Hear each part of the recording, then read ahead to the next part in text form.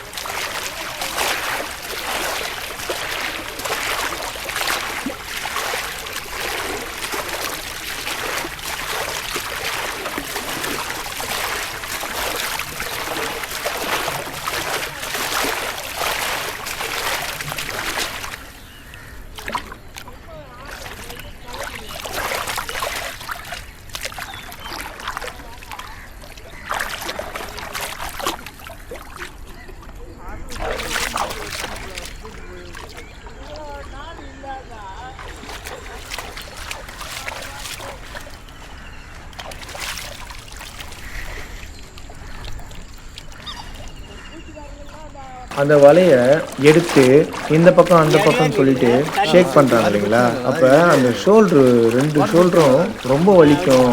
ரொம்ப கஷ்டம். அது ரெகுலராக பண்ணுறதுனால எங்களுக்கு ஓகே பழகிடுச்சு. ஆனால் நீங்கள் புதுசாக எதாவது ட்ரை பண்ணி பார்க்கணுன்னு பார்த்தீங்கன்னா ரொம்ப கஷ்டப்படுவீங்க. அண்ட் அதே மாதிரி நிறைய பாட்டிலோடு இன்ஜெக்ஷன்ஸுங்க. ஏன்னா ஒரு தண்ணினாலே ஏதாவது கொட்டிட்டு ஓட்டுருவானுங்க நம்ம ஆட்கள்லாம். அந்த மாதிரி ஒரு சில விஷயங்கள் எல்லாமே உள்ளே இருக்கும். பாட்லோட்ஸ்லேருந்து இல்லை ஊசிகள், அப்புறம் பாம்புங்கள்லாம் பெரிய பெரிய பாம்புங்கள்லாம் அதே பூச்சி பிடிக்கிறதுக்கும் அந்த பூச்சி பிடிக்க வர தவளைகளும் பறவைகளை பிடிக்கிறதுக்கும் அது ஒழிஞ்சிட்ருக்குமா. அது கலரில் ஒன்றுமே தெரியாது அப்படின்னு சொல்லியிருந்தாங்க. பாம்புகள்லாம் நிறைய பார்ப்பாங்களாம். இப்போ நான் வீடியோ எடுக்கிறதுக்காக எனக்கு இந்த இடத்த தேர்ந்தெடுத்து கொடுத்தாங்க. சில இடங்கள்லாம் போயிட்டு அவங்க பூச்சி பிடிப்பாங்களாம். அப்போ மார்பளவுக்கு தண்ணி வந்து மூழ்குமா உள்ள. இப்போ ஏரி அந்த மாதிரி சொல்கிறேன் நான். அந்த மாதிரி ஏரிகள்லாம் போகிறப்போ மார்பளவு தண்ணி மூழ்குமா. அந்த மாதிரி இடங்களில் பார்த்து ஃப்ரீயாக இருக்கிற நேரங்களில் அதெல்லாம் வேறு போய் தேடி வைப்பாங்களாம். அதெல்லாம் தேடி வச்சு இங்கெல்லாம் பூச்சிகள் இருக்கா அப்படின்னு சொல்லிட்டு தேடி தேடி வச்சு ஒவ்வொரு இடமா ட்ராவல் பண்ணி தான் அந்த இடத்த வந்து செலக்ட் பண்ணி வச்சு இந்த பூச்சி பிடிச்சி வியாபாரம் பண்ணுறாங்க. இவ்வளோ பெரிய சென்னையில் இந்த வேலைகள்லாம் நடக்குதுன்னு கேட்குறப்ப எனக்கு உண்மையாலுமே ரொம்ப ஆச்சரியமாக தான் இருந்துச்சு. மொத அவரை பார்த்து பேசினப்ப அவர் சொன்னப்போ எனக்கு அது நம்புற மாதிரியே இல்லை. அப்படிங்களான்னு சொல்லிட்டு விட்டுட்டேன். அப்புறம் பார்த்தா இப்படி ஒன்று இருக்குது, இப்படிலாம் இருக்கிறாங்க. இந்த மாதிரி சென்னையில் ஒரு நாள் காலையில் எல்லா இடத்துமே சேர்த்து சொல்கிறேன். இப்போ நம்ம கமெண்ட் பாக்ஸில் ஷார்ட்ஸ் வீடியோவில் போட்டிருப்பாங்க, நிறைய பகுதிகளை மென்ஷன் பண்ணியிருப்பாங்க, பொறுக்குப்பேட்டை அது இதுன்னு சொல்லிட்டு. அந்த இடத்துல இது வரைக்கும் நான் போனதில்லை. அந்த மாதிரி சென்னையில் விடிஞ்சா எல்லாருமே இதை பார்ப்பாங்க, இந்த வேலையை. குறைஞ்சபட்சம் 900லேருந்து 1000 பேர் இந்த வேலைகளை பார்க்குறேன் அப்படின்னு சொல்லியிருந்தாங்க. எனக்கே ஆச்சரியமாக இருந்தது. நிறைய தொழில்கள் இருக்குது, நிறைய வேலைகள் இருக்குது. எல்லாருமே ஒருத்தவங்க டிபெண்ட் பண்ணி போகிற ஒரு சூழ்நிலைகளில் இதையும் டிபெண்ட் பண்ணி ஒரு டீம் இருக்குது அப்படின்றது எனக்கு எல்லாம் புரிய வந்தது. எனக்கு ரொம்ப ரொம்ப புதுசாக இருந்தது. வேலை நீங்கள் ரெகுலராக இந்த பிஸ்னஸில் இருக்கிறீங்க, மீன் சம்மந்தப்பட்ட வேலைகள்லாம் உங்களுக்கு தெரியும்னா உங்களுக்கு மேபி தெரிஞ்சிருக்கலாம். அஸ் எ தேர்ட் பர்சனாக எனக்கு ரொம்ப ரொம்ப இது புதுசு. பார்க்குறப்ப கேட்குறப்போ ரொம்ப ஆச்சரியமாக இருந்தது. அதுக்கப்புறம் 6 மணிலேருந்து கரெக்டாக 11 மணி வரைக்கும் அவங்களால அந்த வேலையை செஞ்சுட்டே இருக்க முடியுது. அதுக்கு காரணம் அந்த பூச்சி கிடைக்கிற வரைக்கும் அவங்க அது உள்ளே தான் இருக்கிறாங்க, தண்ணி உள்ளே தான் இருக்கிறாங்க. 6 மணி இறங்கணும்னு வச்சிக்கலாம், இப்படி பார்த்தாலும் ஒரு 4 மணி நேரம் 5 மணி நேரம் தண்ணியில் தான் இருக்கிறாங்க. இந்த பூச்சிகளை பிடிச்சிட்டு போயிட்டு அங்கேருந்து வீட்டுக்கு போயிட்டு அங்கேயும் கொஞ்சம் வேலைகள்லாம் இருக்குது. நான் அந்த வீடியோவில் ஃபுல்லாக காமிச்சிருப்பேன், லாஸ்ட்லேயும் நான் காமிக்கிறேன் உங்களுக்கு. அந்த மாதிரிலாம் ஒன்று பண்ணிட்டு இருக்காங்க இல்லைங்களா. ஒரு சின்ன ட்ராவல் மாதிரி தான் இருந்தது எனக்கு பார்க்குறதுக்கு. ரொம்ப அழகாகவும் இருந்தது. எனக்கு என் பாயிண்ட் ஆஃப் வியூ அது ரொம்ப அழகாக இருந்தது.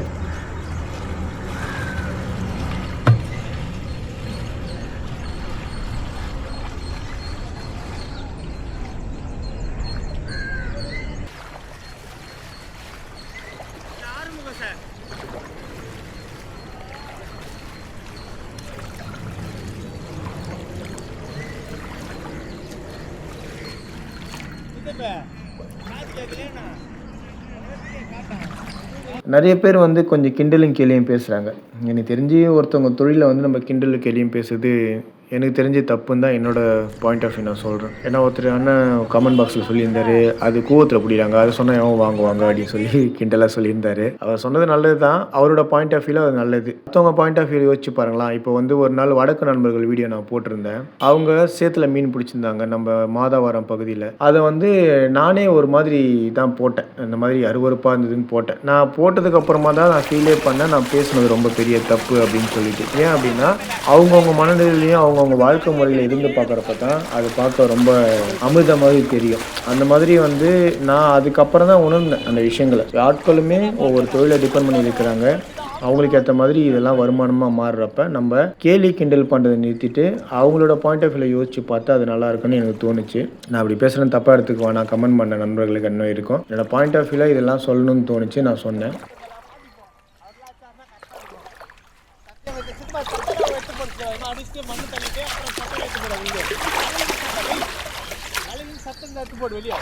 போட்டோண்ணே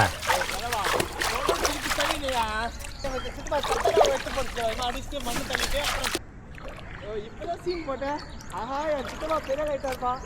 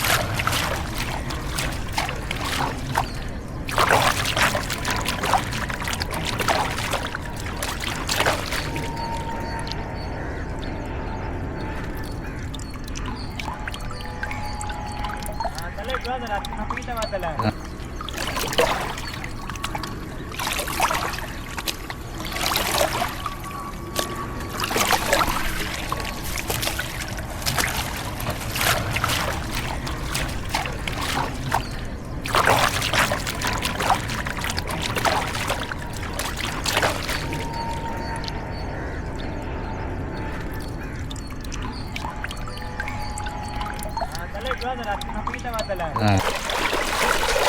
எல்லாமே இப்போ மண் குப்பை பஸ்ட்டு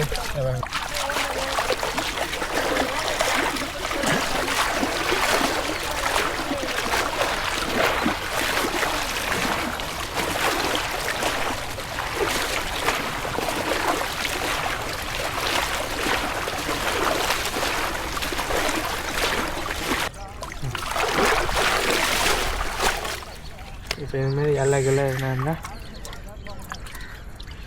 எடுத்து போட்டு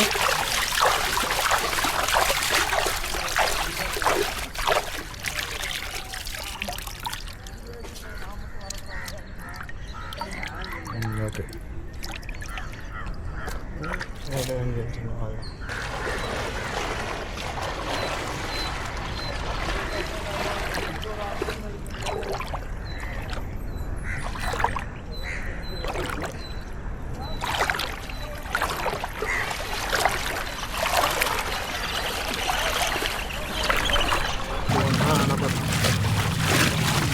நிறைய வருங்க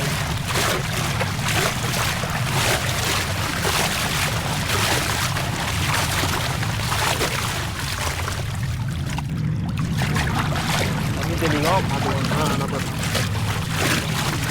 நிறைய வருங்க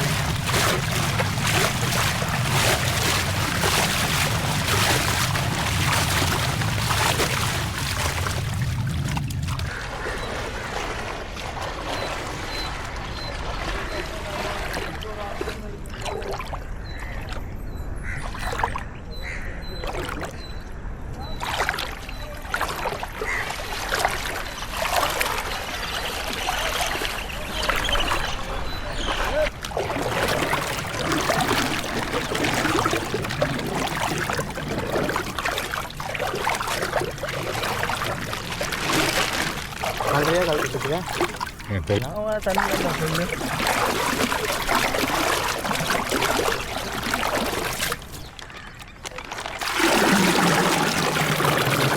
மண்ணெல்லாம் இது வந்து அடிச்சு முடிச்சுட்டு பிரிக்கிறாங்க ஐயோ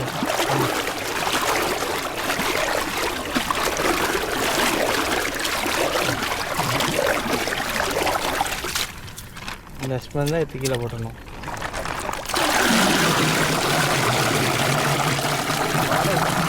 பக்காவாக இருக்கு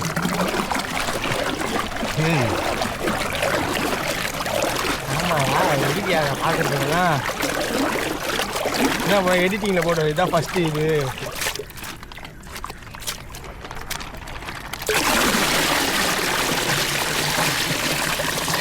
இந்த டஸ்ட்டெல்லாம் இன்னும் வரும் பார்த்து ஐயா எல்லாரும் கிடைக்காதா இப்போ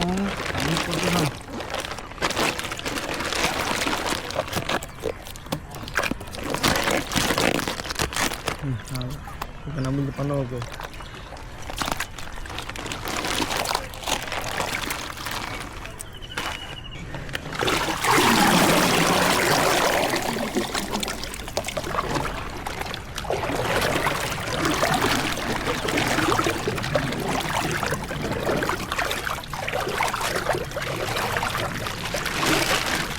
நிறைய கலந்துட்டுருக்கேன் எனக்கு தெரியும் ஏன் அப்புறம் கீழே போட்டோன்னு வச்சுக்கேன்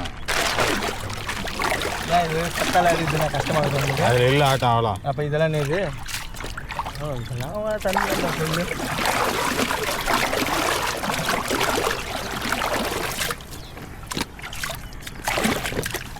அதே மாதிரி வச்சுட்டு பேசுங்க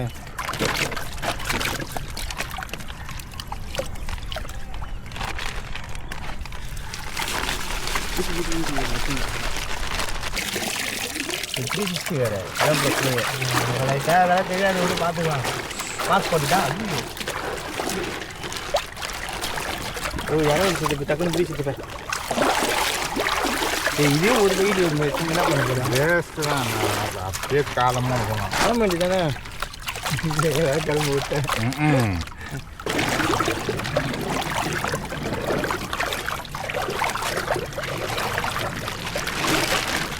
அதுலேயே கலந்துட்டுருக்கேன். எனக்கு தெரியல. ஏன்? அப்புறம்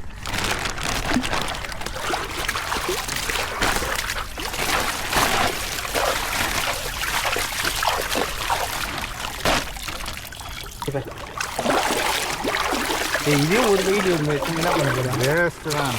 அப்படியே காலமாக இருக்கணும். கிளம்ப வேண்டியதானே? கிளம்பி விட்டேன்.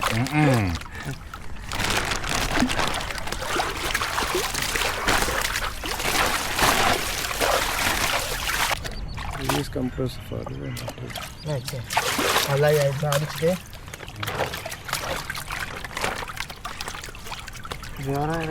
அதுக்கப்புறம் ஃபைனலி ஒரு 11 o'clock மேலே முடிச்சிட்டாங்க. முடிச்சதுக்கப்புறம் மறுபடியும் இன்னொரு க்ளீன் ப்ராசஸ் ஒன்று பண்ணாங்க. அந்த க்ளீன் ப்ராசஸ் பண்ணதுக்கப்புறமா அப்புறம் வண்டியில் எடுத்துகிட்டு வீட்டுக்கு போயிட்டு வீட்டில் வந்து ஒரு தர்மாக்கோல் வச்சுருக்காங்க. அந்த தர்மாக்கோலில் அதுக்கு ஒரு சின்ன வலை வச்சுருக்காங்க.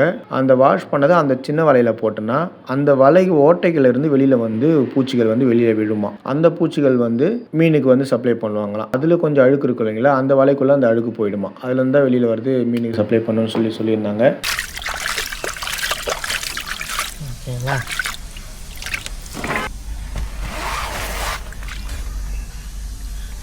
தண்ணி படத்தில் ஃபைனலா நிறைய வரும். ஓகேங்களா? அதை கொஞ்சம் காமிச்சிட்டே இருந்தேன். கையில் எவ்வளோ இல்லை சம்திங் எவ்வளோ எடுத்துக்கோங்க.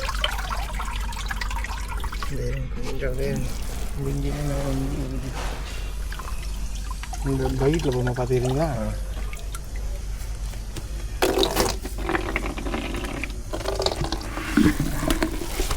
எனக்கு தெரிஞ்சு இந்த வீடியோ உங்களுக்கு பிடிச்சிருக்குன்னு நான் நினைக்கிறேன். இதுக்கு நடுவில் நான் பேசினது, இந்த நடுவில் சொன்ன வார்த்தைகளெல்லாம் என்னோடய தனிப்பட்ட கருத்து தான். யாரும் எதுவும் தப்பாக எடுத்துக்க வேண்டாம். சென்னையை சுற்றி நிறைய சிறு குறு தொழில்கள், நிறைய வேலைகள், ஏகப்பட்ட விஷயங்கள் நடக்குதுன்றதை நான் இந்த கேமரா எடுத்துன்னு சுற்றுறப்போ தான் எனக்கு தெரிய ஆரம்பிச்சுது. இந்த மாதிரி நல்ல கண்டென்ட், நல்ல வீடியோக்கள்லாம் நான் ஃப்யூச்சரில் கண்டிப்பாக போஸ்ட்டு போடுவேன். எனக்கு சப்போர்ட் பண்ணுங்கள். அதே மாதிரி உங்களோட உரிமை சொல்கிறது கமெண்ட் பாக்ஸில் வந்து நான் சொல்லக்கூடாதா அப்படின்னு சொல்கிறது எல்லாம் அப்போல்லாம் தப்பு கிடையாது. உங்களோட உரிமை, நீங்கள் சொல்லுங்கள். ஆனால் அந்த வீடியோவை எல்லாருமே பார்க்குறாங்க. அந்த தொழில் செய்கிறவங்களும் பார்க்குற பட்சத்தில் அவங்களுக்கும் கொஞ்சம் அந்த கஷ்டம் இருக்கும் இல்லைங்களா, அதுக்காக தான் நான் அந்த மாதிரி சொல்லியிருக்கேன். ஸோ அதனால் அதையும் கொஞ்சம் பார்த்து பேசுங்க. அடுத்தடுத்த வீடியோ நான் கண்டிப்பாக நல்ல வீடியோ தருவேன் நான் நம்புகிறேன். தேங்க்ஸ் ஃபார் வாட்சிங் திஸ் வீடியோ.